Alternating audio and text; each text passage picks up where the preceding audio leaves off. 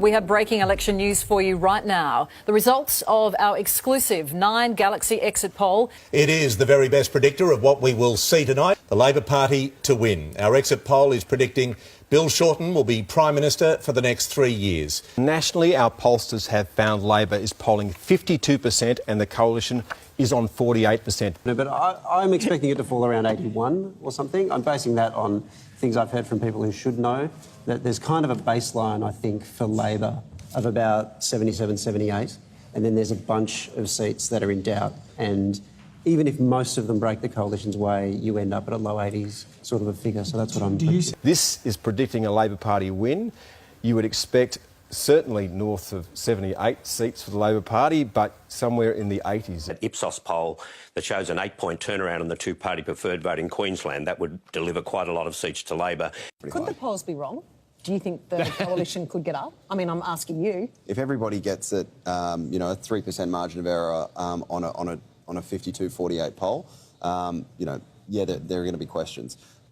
We might have to look for a new job on Monday. But I don't think they are. 86 seats I over said here. 80, just to be clear. 86. You're trying to verbal me already, we've just started. I heard 86. Did you hear 86? I heard 86. I heard 86.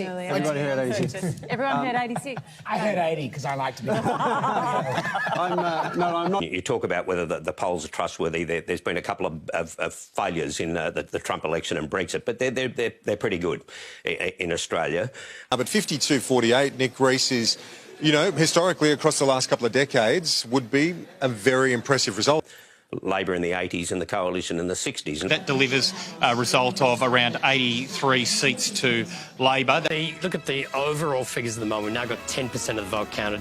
Now, what's interesting is these are projected figures, and at the moment, the projected figures just do not look like the opinion polls that are published.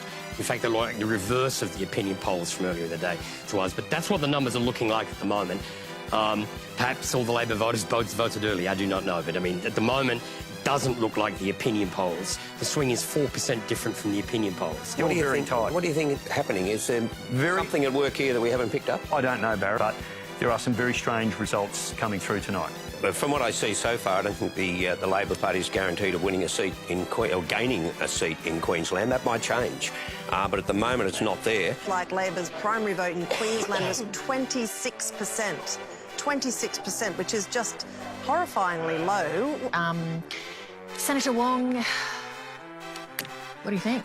I think Queensland's tough for us. And why is it? Well, there are probably... Herbert in Queensland.